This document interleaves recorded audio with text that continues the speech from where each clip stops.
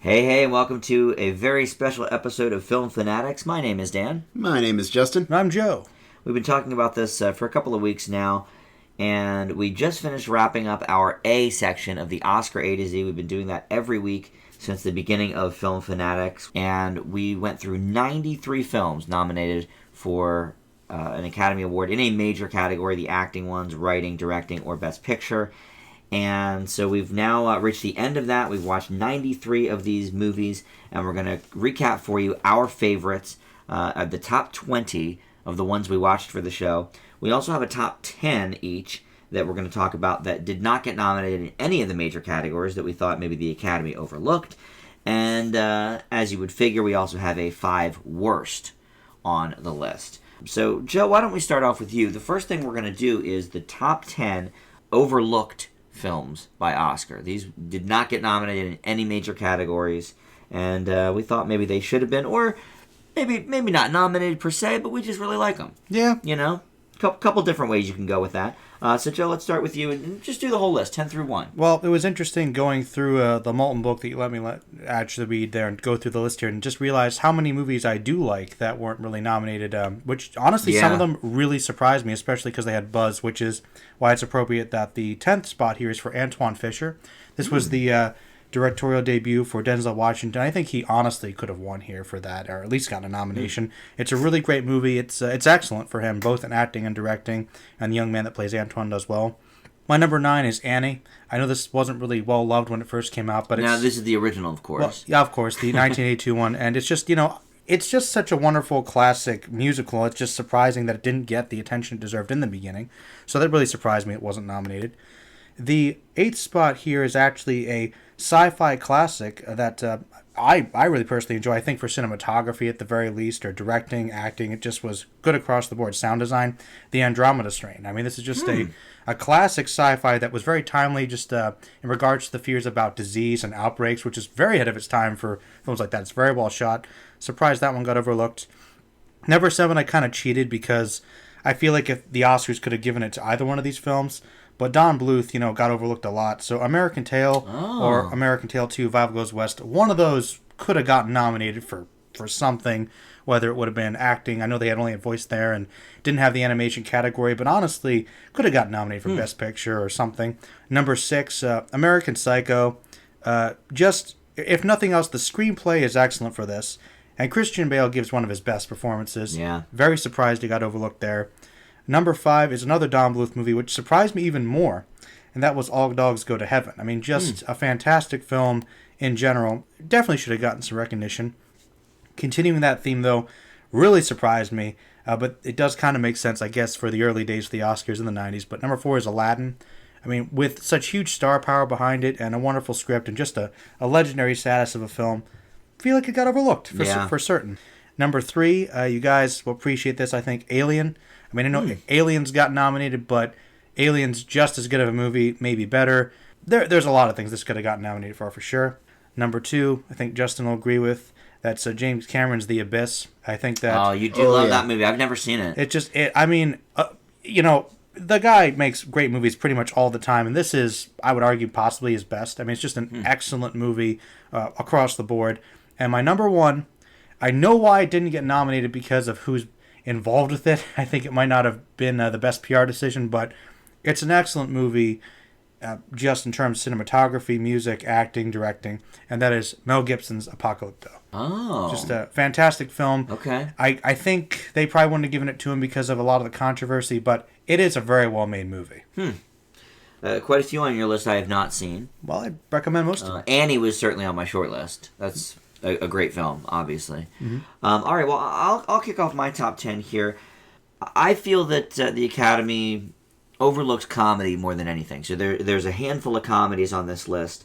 I don't know what they would have necessarily been nominated for, maybe a screenplay, maybe a supporting actor or something. But my starting point is number 10. That's American Psycho. Joe, you showed this one for an old classic a few months ago. I had never seen it. I think here is one Bale certainly deserved a nomination in this category.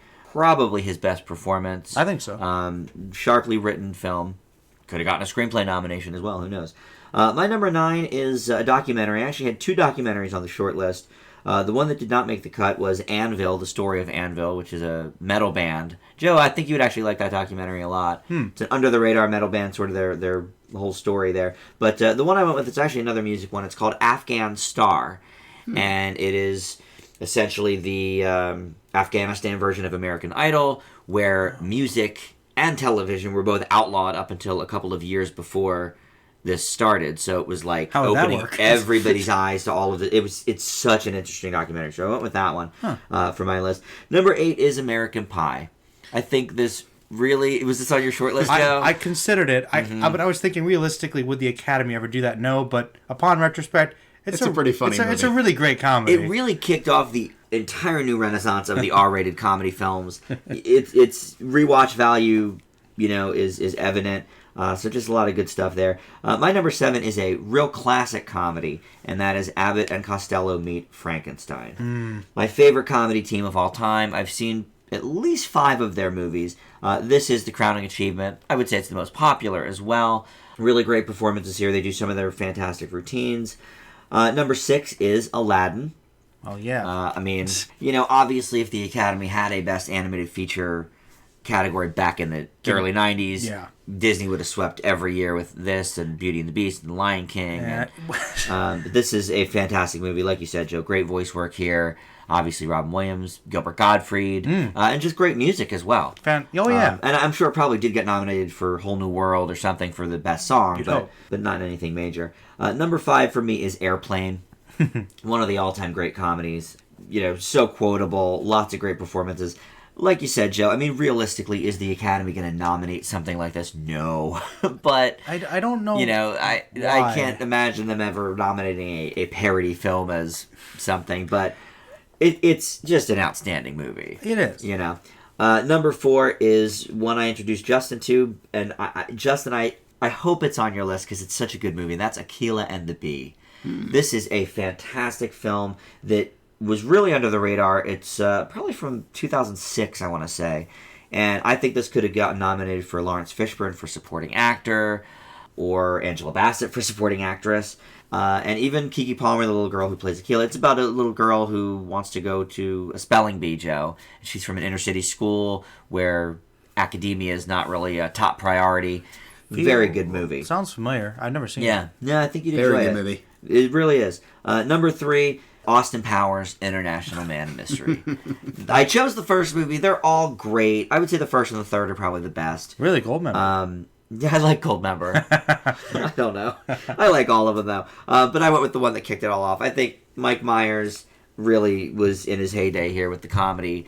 And here's another one, like some of these other ones I mentioned, Airplane and American Pie. Just very quotable. A lot of good lines, good characters. My number 2 is one that did get nominated for some technical awards, and that is The Avengers. Ooh. This is just a great movie, and really, I would say my thus far favorite superhero movie. Although maybe Guardians of the Galaxy is by now. But The Avengers is good. It brings all your favorites together. You like The Avengers more than The Dark Knight? I know you like The Dark Knight. I do like The Dark Knight a lot. You're right. That's pretty close. Mm-hmm. Dark Knight's a little long, though, to be honest. Well, it's Nolan. That's fair. It's Nolan, if I'm being honest. So The Avengers, I think, was paced maybe a little bit better. What a great tag scene. And my number 1, Joe, I think you'll appreciate, is Alien. Oh, well, yeah. This is one, I didn't watch much of this series until a few years ago when Prometheus came out. AVP 2, if I remember. AVP 2 was, and the Winona Ryder one. What was that? Resurrection. Resurrection. Right? Yeah. So I saw Resurrection, I saw AVP 2. Oh, you saw the classics. Had no interest in the rest of the series, but I decided to bite the bullet, and I'm glad I did. Alien is a fantastic film. It could have gotten nominated for almost all the major categories. Sigourney Weaver for sure. Yeah. Best Picture, Best Director. And forgive me, who was the actor that played the Tom captain? Skerritt. Tom Skerritt. Great as well. He could have been supporting for captain. sure. Did it even get nominated for technical or anything? Possibly for some of the technical awards. Because I could for the puppetry and the costumes, and just the cinematography, sound editing, maybe I something would like hope. that. But unfortunately, the only one for our list in the major categories was Aliens. Yeah. So. But that's my number 1. Justin, let's hear your top 10. Okay, so number 10 is Apocalypto. This is one that I missed in its initial release, and actually had a couple friends recommend it to me afterwards. just a really, really good survival story and adventure tale. It did fall a little bit prey to Mel Gibson's controversies, obviously ruffled more than a handful of feathers in terms of authenticity in some regards, but very, very well done movie. Hard to deny how impressive it just is on a visual level. I was going to say art direction at minimum. Number 9, The Adventures of Tintin. I think from a motion capture standpoint, this is probably the best there's been thus far. And I think it shows there's such a long way to go. Really fun story. I think, honestly, Andy Serkis was robbed of the Best Supporting Actor nomination. Again? Kills it as Typically heck. is. Yeah. Number 8 is An American Werewolf in London.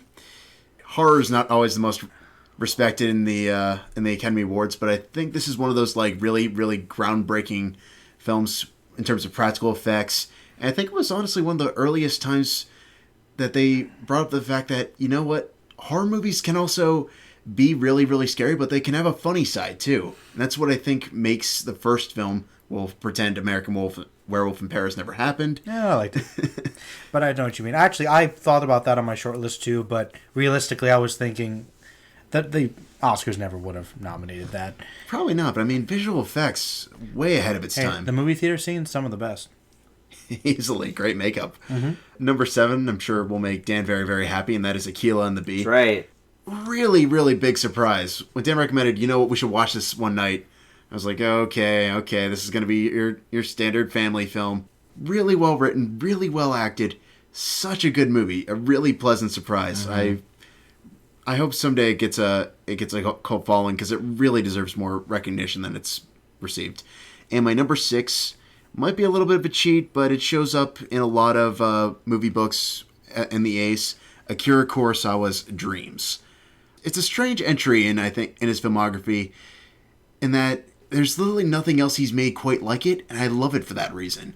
It's surreal, it's deep, it's got all these really interesting themes. Some stories are decidedly better than others in the anthology, but I think it's a fascinating film that I'm shocked didn't get any technical achievements or recognition, at least in terms of screenplay, given that Akira Kurosawa was considered like one of the best filmmakers of all time. My number 5, Appaloosa. This was a movie that came out shortly after I started college. I thought it was a really interesting movie that sort of took what you would expect from a standard Western and turned it on its head.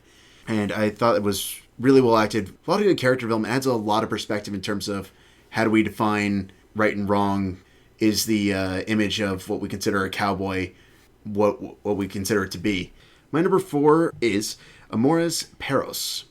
I'm not going to say the English translation of this because it's fairly profane, but thought it was a really interesting, multi-layered story. This was the second film I saw from Alejandro Iñárritu.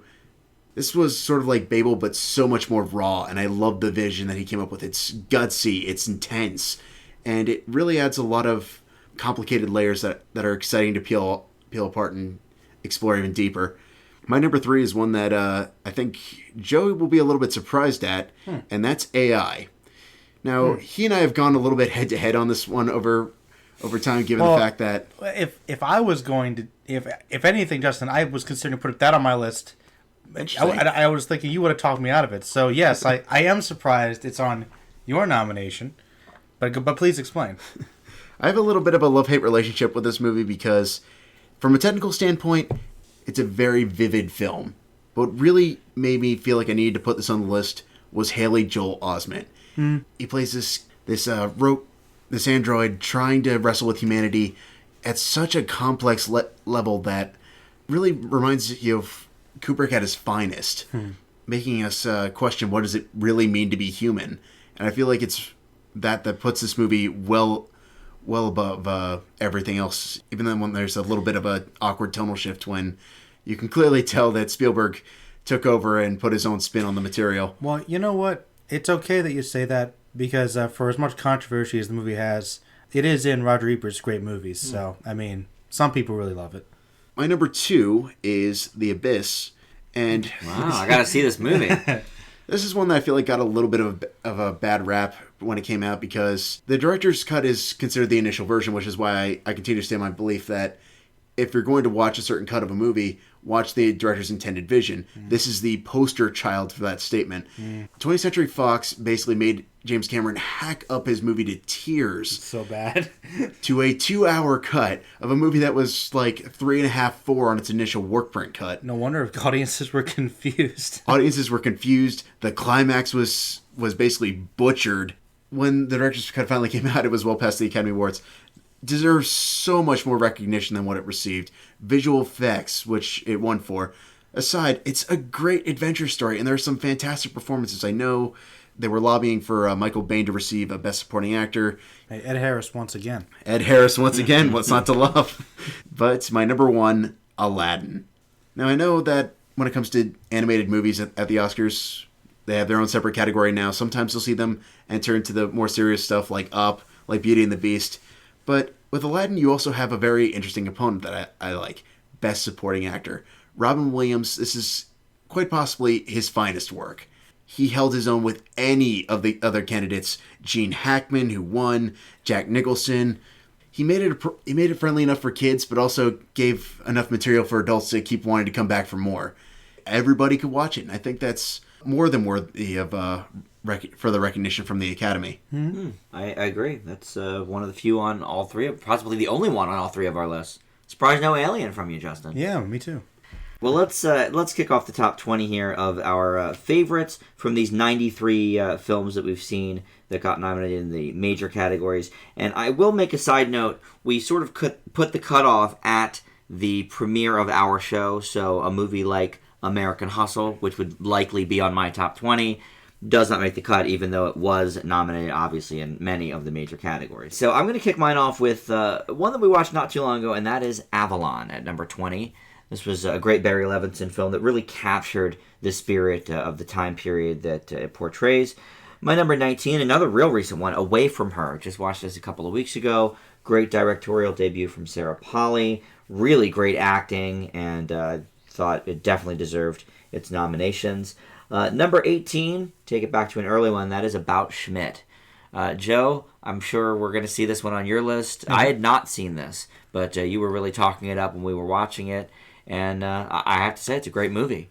Good performances from Nicholson and Bates, as you would expect, and just a really, really good story. For me, number 17 is Arthur.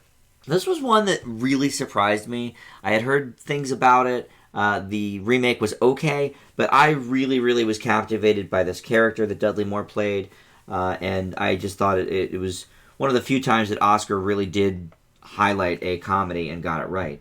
Number 16 for me is Awakenings. Speaking of Robin Williams and his great performance, this was right around the time of Aladdin, a couple years before, so certainly an actor in his prime for this, and of course a great De Niro role as well. Number 15, Adam's Rib. This is one of the great Hepburn and Tracy collaborations. I really loved the interplay between the two, the kind of back and forth patter. Really, really ahead of its time. Jokes and characters. Might have been higher if it wasn't for that bizarre courtroom scene where he's got the strings on him. Number 14 is Amour. Sort of in the same vein as Away From Her. Both movies about, very heavy, dramatic movies about senior citizens sort of grappling with their eventual death and losing a partner and all of that. Great script, great performances, and worthy of its Best Picture nomination. Number 13, All Quiet on the Western Front. Now, as a film itself, this is probably among the best, maybe 3 or 4. I did give it an A+ when we watched it. But I do have to say, as far as war movies, I remember Apocalypse Now a little bit more than this, which I did not end up putting on my top 20. Apocalypse Now, I think, is a little too long, has some issues really until the last maybe half hour. But because I didn't really remember All Quiet on the Western Front that well, I kind of stuck it at number 13 there. Number 12, Alice Doesn't Live Here Anymore. We've done a lot of Scorsese movies on this show. This is probably the one that is the furthest from what we are used to seeing from Scorsese, and a very interesting one. One I didn't know much about, other than that it had the sitcom that came after it. Number 11 is Aliens. Obviously, Alien was number 1 on my overlooked list. I think this series, well, the first 2 movies in the series, I should say, are fantastic. Sigourney Weaver, great performance. Really everything that applies to the first one plus an annoying kid, so I couldn't put it that high up because I do appreciate the first one, I think, more because of Newt. But so that is the first 10 on my list. Joe, let's go to you next. Well, kicking off my list at 20 is All the President's Men. I mean, you've got Hoffman and Redford, and one of the early great kind of political thrillers. I think it really changed the game for expectations in the genre. It's a very well done film. Number 19 was Argo. I just loved the general plot of this movie. It's just so unique and fun. I think harkens to the importance of Hollywood in different ways. I think it proved that Ben Affleck was worth something again. So I think that was incredibly important. Number 18, I think Justin will appreciate specifically, is The Artist. I think just a film that proves that, we can do a silent picture in the modern age and have it be a success is an outstanding achievement, and we need more of that. We need to get back. Absolutely. We need to get back to that because there is a true artistic nature to it. I really like. Number 17 is Annie Hall. And I really thought this was probably, from what I've seen, it's Woody Allen at his best. I actually did really like the quirky romance. I liked the characters. I liked the comedy and just the general story. I thought it was very, very much of its time, but very reminiscent and enjoyable. Number 16 was one of the bigger surprises for me. It was The Affairs of Cellini. This movie was just a lot of fun for me, and it just had a lot of quick comedy. It was very enjoyable. And it was a fun little piece. It really stuck out for me. And I think for any Wizard of Oz fan, it's one to seek out. We had to actually pull it from YouTube. It's not available readily, but it was on YouTube, uploaded from, I think, TCM or something. Frank Morgan, who plays the Wizard in Wizard of Oz, does a great job here doing a similar patterned character. I will be honest, but he's so funny in this. He's probably the main reason why it's so high for me because really, as the Wizard, you don't really get to see that much of him. Once you get the curtain behind, you get to see more of that acting style, which I think made the movie very enjoyable because this character he was like a baron or something, trying to be so domineering, but it's just too nice. It's just too nice, and he can't go through with it. Yeah. So that was a good one. Definitely one to check out if you can find it. Number 15 is Injustice for All. I mean, it kind of goes without saying, but, I mean, another great Al Pacino performance. Pretty much carries, I think it said a lot about basically the justice system. A lot of good stories going on there, but another great one for Pacino. Number 14 was Almost Famous. Almost Famous great performances all around. I really liked how real this band was. And I just think that you really get to see them as people, not just as musicians. I thought it offered a really interesting commentary on journalism and just the experience of going on the road. It felt very, very genuine to me. Number 13 was About a Boy. It's easily Hugh Grant's best movie. I mean, I do like Hugh Grant, but this was just like taking the character he typically plays and doing something very different with it. And Toni Collette was great in an early role here. Just a really lovable, enjoyable film, just about the relationship between a boy and a man and who really is the boy in this situation, young Nicholas Hoult. So, I know, Beast before he's Boy Beast. Yes. Before he was blue. Number 12 is The Accused. Mostly because Jodie Foster is great.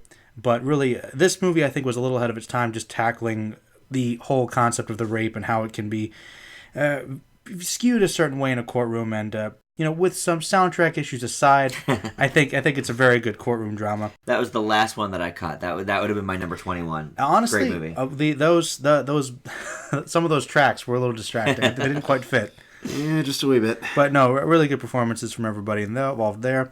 Number 11 is Abe Lincoln in Illinois. I believe it's the first one we watched. Very first of the A to Z. I mean, really just a wonderful film, and really Raymond Massey is Lincoln. I mean, that speech at the end of the movie is just, it's literally like a 20-minute speech practically that Lincoln probably would give, and I was just totally sold. Like, just had it down, and it was just amazing. So if you ever go back to the concept of Lincoln in film, Raymond Massey. Yeah. It's right there. For real. God, I wish that romance was not in the first movie. The first half hour where there's that weird romance was sketchy. Was a bit off, but once he actually becomes Lincoln and starts going into the law and practicing and then running, it's just fantastic. Yeah, great pick so far. Justin, let's hear your first 10 on the top 20. Okay, number 20 is Apollo 13. Ron Howard tackling a almost unbelievably true story. Hanks completely brings it and then some, and I think it holds up visually almost as well as it did back in the 90s. Number 19, All the King's Men. I had the misfortune of seeing the remake first with Sean Penn. Oh, no. I thought it was okay. But this, just on a whole different level, really well acted, adds a lot of really complex themes for its time, and probably one of the darkest endings I had seen at that given time period for the Academy Awards. Number 18, Away From Her. I had waited a long time to see this movie, but wow, does it really showcase Sarah Polley as a filmmaker. Really brave subject matter, handles it with such genuine authenticity. It just shines in every single scene. Intense, heartbreaking, and yet devastatingly honest. Fantastic film. Number 17, Aliens. Now, there might be the question of why is this so low? Aliens is a great action movie. Not going to argue that. But there's still Newt. That's my problem with it. And once Newt gets introduced, probably about 40 minutes into the movie, there comes everything else. It's not enough to ruin it. It's still a great movie. I will never turn anyone away from Aliens, but there's still Newt. Number 16, Amistad. This is the one Spielberg movie I think does not ever get enough credit, and it makes me sad because it's got so many good things going for it. Matthew McConaughey, Morgan Freeman, Jaimin Hansu. Just really great actors putting their best foot forward to tell this really gripping story. I admit sometimes the shifts between courtroom drama and intense slave story are not always the most consistent, but it's really well done. Number 15, As Good as It Gets. Now, this was a long time coming for both, for me, given that both Joe and Dan were getting on my case for not having seen it. But wow, Jack Nicholson giving a brave performance, but also giving perspective in that this character starts off so unlikable and yet works his way into his audience hearts. Throw in a couple great supporting cast members: Cuba Gooding Jr., Greg Kinnear. I could go on all day. Helen Hunt, lest we forget. And it's a pretty solid romantic comedy. Number 14, Argo. I mean, Ben Affleck has basically been on a roll ever since he stepped into the director's chair. This is living proof of that. Another story that's just so completely insane. If this wasn't a true story, I would have never bought it for a second. But he completely sells it and then some. Number 13, American Graffiti. This is one that when we got to it, I remember seeing it originally. I thought it was a little overrated on the first time. But I also saw it when I was in high school.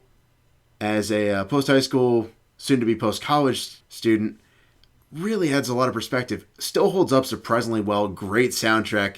And I love the sort of vignette makeup of it. I think it proves that George Lucas can be so much more than just sci-fi. And I wish he would branch out more in that regard. It's the only proof. Hey, sometimes it's the only proof you need. Number 12 is About Schmidt. I wasn't quite sure how to feel about this. You weren't. Well, I mean, I'd heard it was slow. I heard it was really depressing. Well, yeah, it is a little depressing.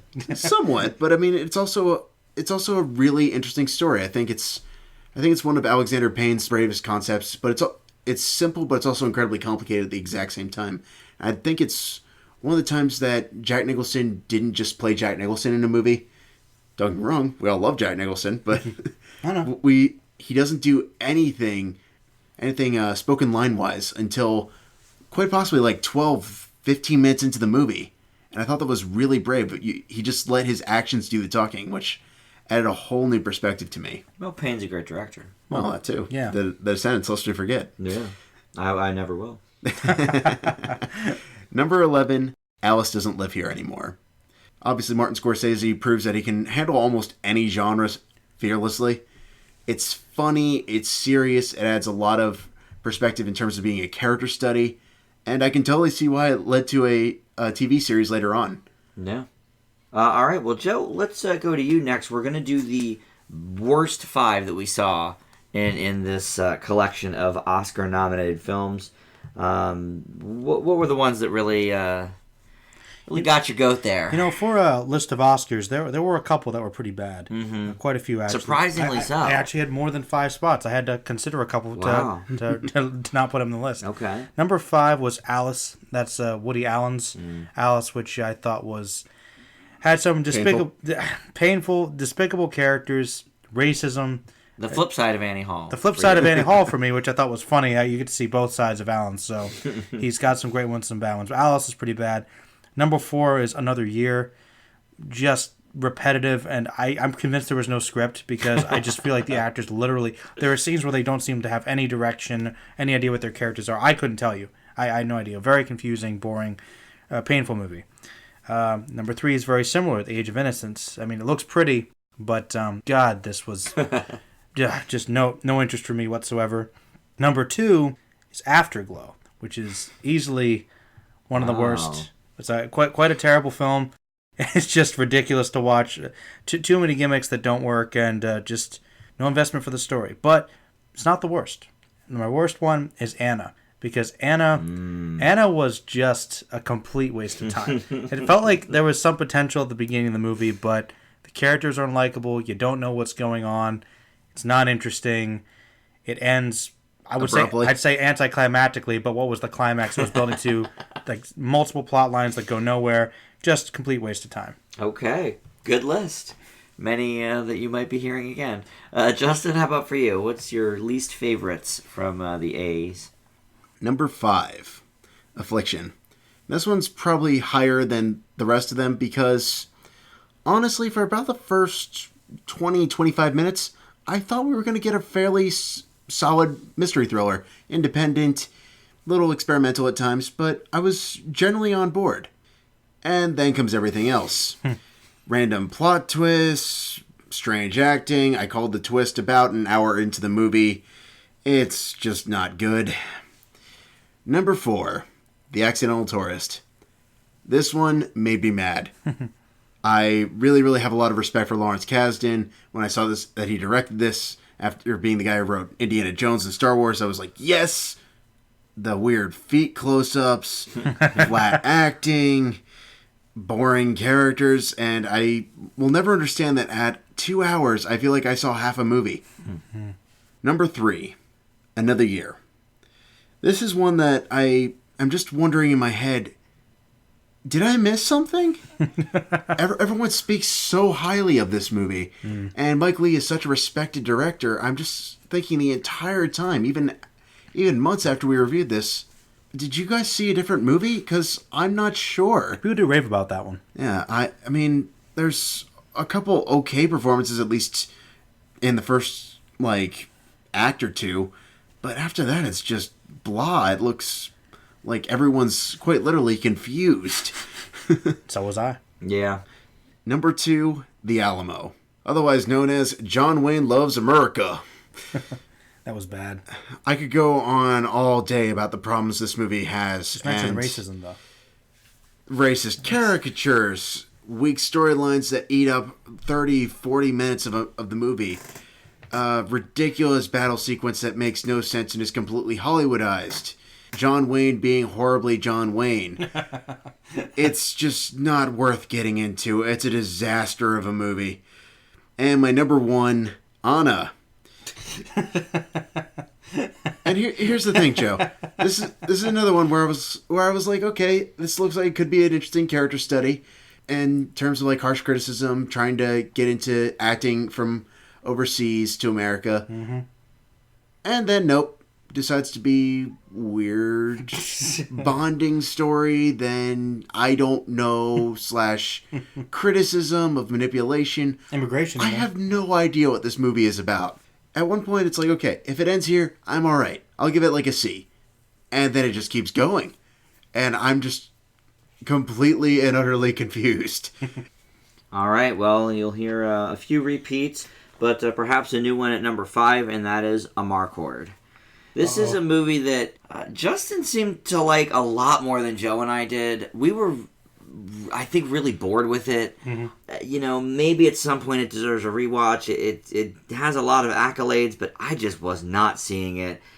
This was the movie, I believe, Joe, where someone died and we didn't know who died, his for a half hour. Uncle, or I don't know.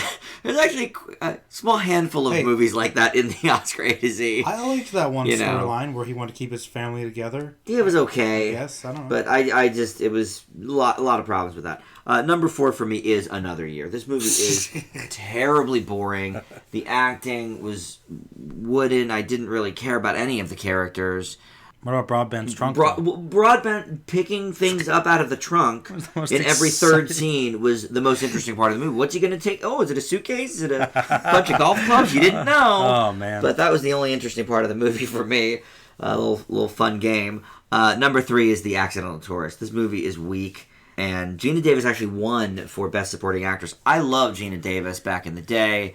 Many great performances. This wasn't one of them. No. You know, I guess she's probably the best one in the movie, but that's not saying much. I feel like there's just so many problems with this movie. One that my parents had enjoyed upon its initial release, so I was interested to see it, and boy, I'm really not seeing it. Number 2 is Anna, or Anna, however you want to say it. It's a stinky movie.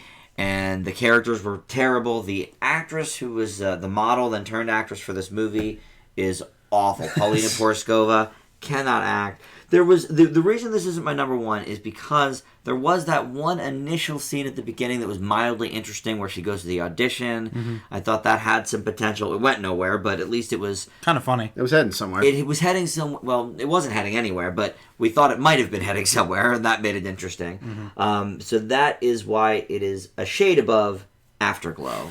By far the worst of the Oscar A to Z. Right from the beginning of this film with the stupid title crawl from the back of the building.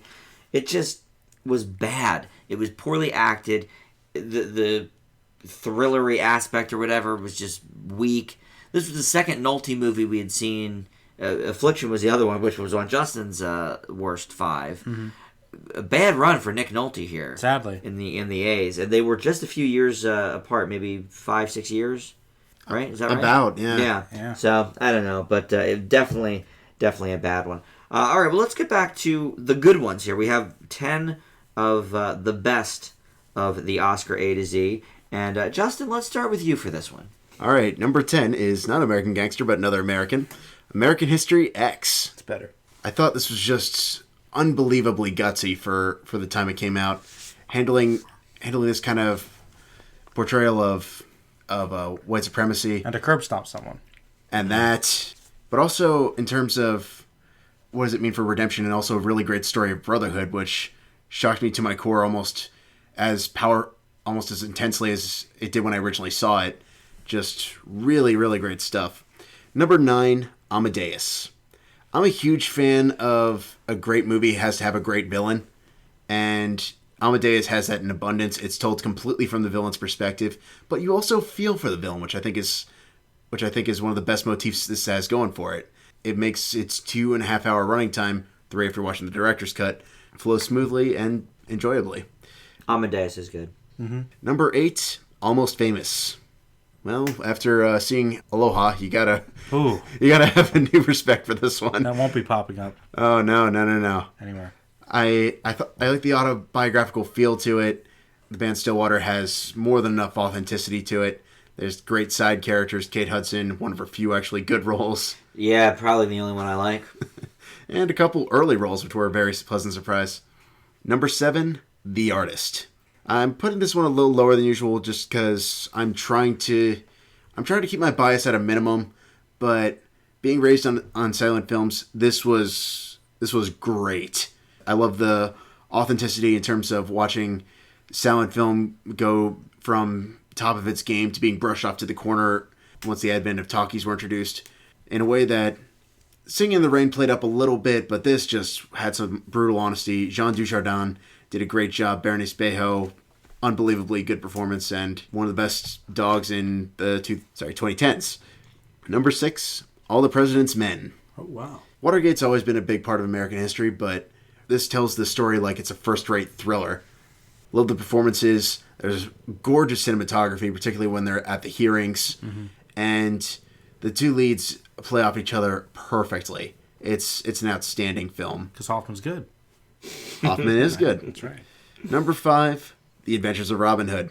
I would argue this was our first more or less mainstream movie that made it into the Oscar list, and boy, it's still a great blockbuster film. Errol Flynn, outstanding. It's a thrill ride from start to finish, and ironically enough, a perfect companion piece to when we started kicking off our film serials. Yeah. Number 4, I know will not make either of you happy, but that is The African Queen. I still feel like it's a great adventure story. Go ahead. I think it's a really interesting role for Bogey. I will happily argue it's still ahead of its time in terms of where it was heading, that these heroes can have more deeper, personal, darker issues such as alcoholism, which I think is handled remarkably well for its time period. You know, hey, I'm fine with you putting it on your list, but for a movie that was so hailed, I just was disappointed with it. Yeah, personally. definitely not on mine, but more power to you. Yeah. Hey, to each their own. Yeah. Number 3, I'm sure you will both appreciate, and that is American Beauty. Okay. This is a movie that just keeps getting better and better on repeat viewings. Spacey, quite possibly one of his best performances, if not his best performance. And it's so strange, but also so compelling at the exact same time, in a way that invokes a whole variety of emotions over the course of a 2-hour running time. Number 2, All Quiet on the Western Front. One of the earliest anti-war films, and I'd argue quite possibly one of the most powerful. But this has such an interesting perspective. It's poignant, but also doesn't choose to be heavy-handed. Surprisingly brutal for the 30s, and has some of the most haunting imagery in its final moments.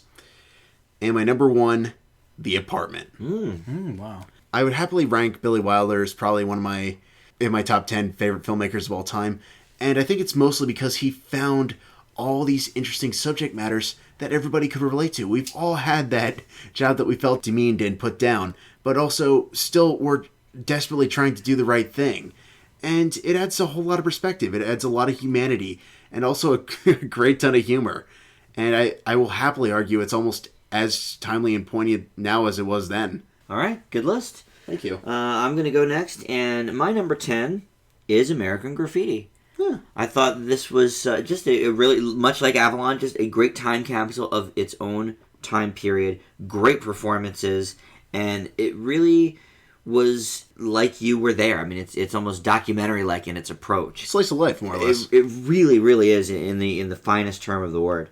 My number 9 is American History X. Avoided it for a long, long time because of the curb stomping, which I appreciate you telling me when it was coming up, Joe. Of course. Turned away for a couple of seconds, but really a great movie. And here again, really solid performances. Eddie Furlong, who I guess is probably Edward Furlong for this movie. Nah. But he's always Eddie to me. He even did a good job in his older post-Terminator days.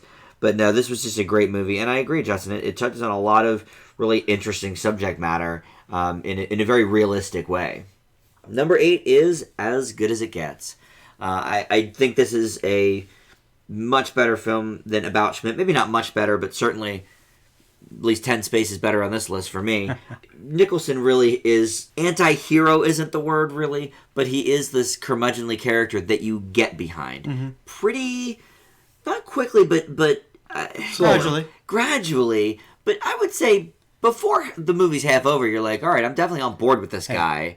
You know, and that's a good thing. Pretty much when he starts playing the piano for the dog, and he's like, yeah, dog, really, it's that dog that it's like, always look up. Puts him over the edge with that soft spot. And like Justin said, tons of great side performances. Cuba Gooding in a slightly post-Jerry Maguire role, his first real big one. Of course, early Kinnear. Number 7 is Almost Famous. I am a huge Cameron Crowe fan. Speaking of Jerry Maguire here. Not quite as good as that film for me, but this was just such a great movie. And I, for some reason, not had avoided it, but I just didn't see it for so long. And I'm glad I finally got to. I've been subscribing to Rolling Stone for 20 plus years now, so I don't know why it took me so long to watch a movie about one of their writers. But yeah, Stillwater's great. Jason Lee gives a great performance in this movie, as the Stillwater band member there. Number 6 for me is The Adventures of Robin Hood. Just in glorious Technicolor, the swashbuckling, the acting, the action, it's all so good, so well put together, and hard to believe that it came out when it did, because so many of these 93 movies that we've seen in the Oscar A's are of this time period. And just, you would never, ever put The Adventures of Robin Hood in that same time period. It is decades ahead, I think, look-wise. and everything of what we were seeing at that time in the mid 30s, I guess, right? Yeah. Yeah.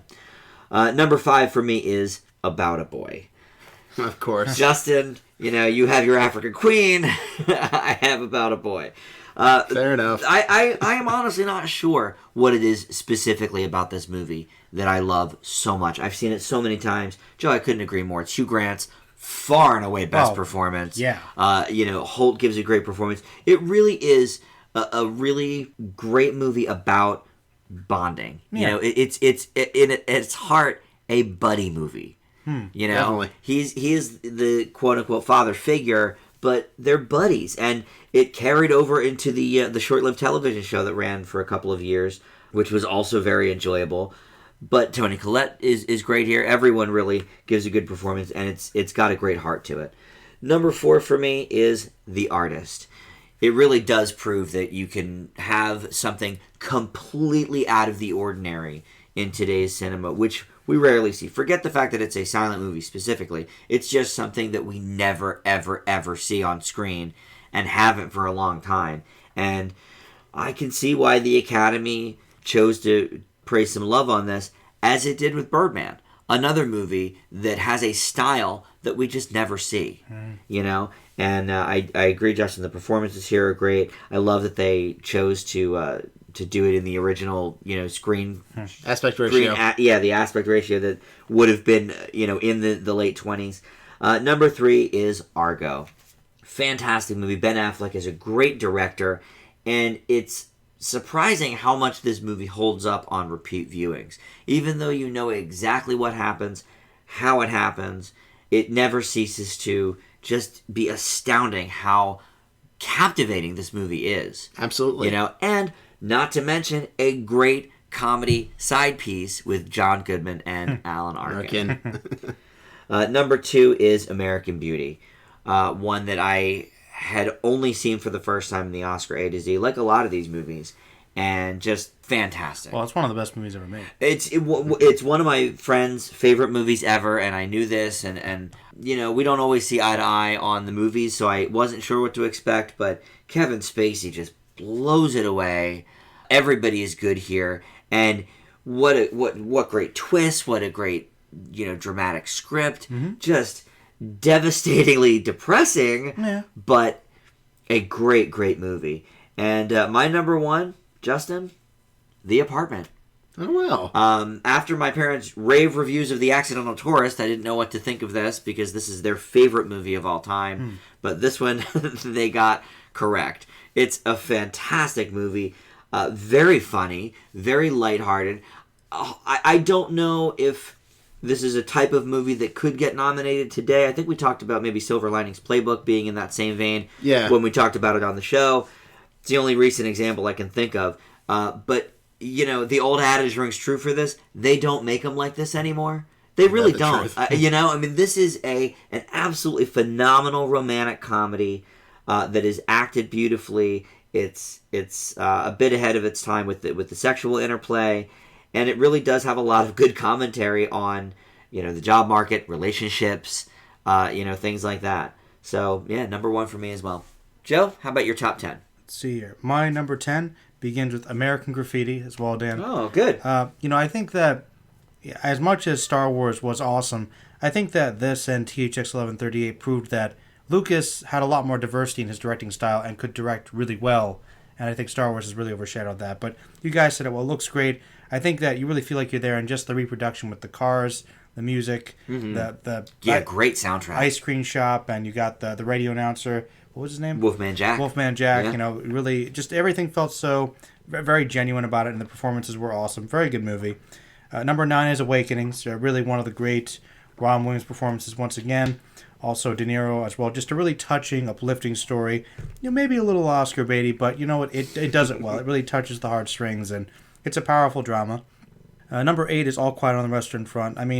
Hands down, one of the best war movies ever made, and certainly probably the best anti-war movie ever made, and just some of the best cinematography and just the special effects work for the time, and just adapted from a novel that I really liked a lot, but characters you can really get behind and understand the perspective, and it's saying a point without being oddly enough too manipulative, relying on just the basic facts, but just showing what actually happens. It never feels like it's bludgeoning you. It doesn't. It's just showing how difficult it can be to adapt and to come back from it. I think, and that's not something that people really talk about until the post-Vietnam days. So very ahead of its time there. Number 7 is The Aviator. Just because, once again, one of the great Leo performances. I just love everything about this film. I love cinematography. I love all the performances. I love the storyline. Just a really fantastic Scorsese once again. Pretty much always delivers for me. Number 6 is American History X. Probably Edward Norton's best performance. Really great tale of redemption, like you guys said. Really powerful. Very timely and not afraid to pull any punches. Just really excellent film. And Avery Brooks, it's the great principle. Taking a break. That is true. One of the great principles of the cinema. I mean, really. One of his best roles, and probably other than Deep Space Nine, the only other thing he's known for. There you go. But he's good. And number 5 is About Schmidt. I mean, I agree that maybe it's a little bit depressing and maybe even slow points, but for me, this movie just was so powerful. And I think it's easily one of Nicholson's greatest performances, and Kathy Bates does well as well. Just, you don't really get to see that kind of exploration of post-retirement and getting older from that perspective, and just the nitty-gritty details of that, and how difficult it can be to adjust, especially after losing a loved one. Number 4 is Aliens. Newt doesn't bother me quite as much as she bothers you guys, but I mean, just the fact that this is one of the great sci-fis that was acknowledged as such back then. Just amazing special effects, and Sigourney Weaver, I think, solidified herself as being an action heroine here for all sci-fi, even more so than the first movie. So it really stands out. Number 3 is Adventures of Robin Hood. This was a big surprise to me because it's, I think, easily the oldest film on this list here for me, and it really doesn't seem like it. Any of ours, I think. Yeah, I mean, just the Technicolor is beautiful. It stands out here. Great action, great stunt work, great performances, just a really great story, and possibly the best portrayal of Robin Hood I've ever seen on screen. Certainly better than Russell Crowe's. I was gonna say, I mean, yeah, that movie was weak. Definitely, but I like the Kevin Costner one, but that's a story for another day. Number 2 is American Beauty. I thought this movie was fantastic. I've seen it several times. Definitely one of Kevin Spacey's best performances. I actually really like Frank Underwood, though, because I'm kind of House of Cards. I feel like the House of Cards True. is a very different character, but really, I think the strongest thing here is just it's a very powerful script, interesting commentary on society and our values, and a lot of stuff's going on in this movie. Just some beautiful imagery and editing, and it's fantastic. Now, my number 1 is not The Apartment. You guys liked that a lot more than I did, I guess. But I have a pretty good guess. But you guys could probably guess what my number 1 is.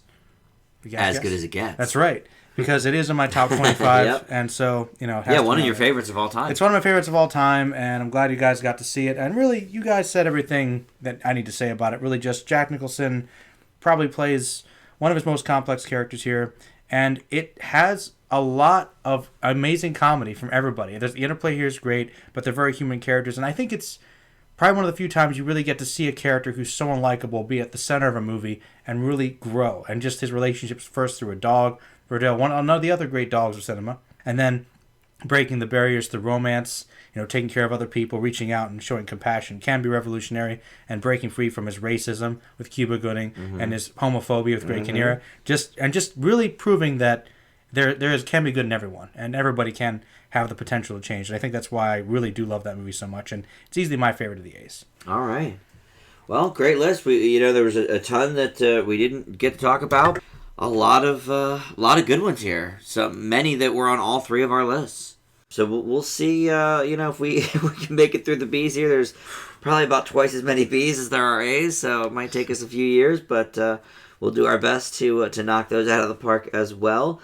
And definitely some under the radar ones to maybe check out if you have not done so. You can check out our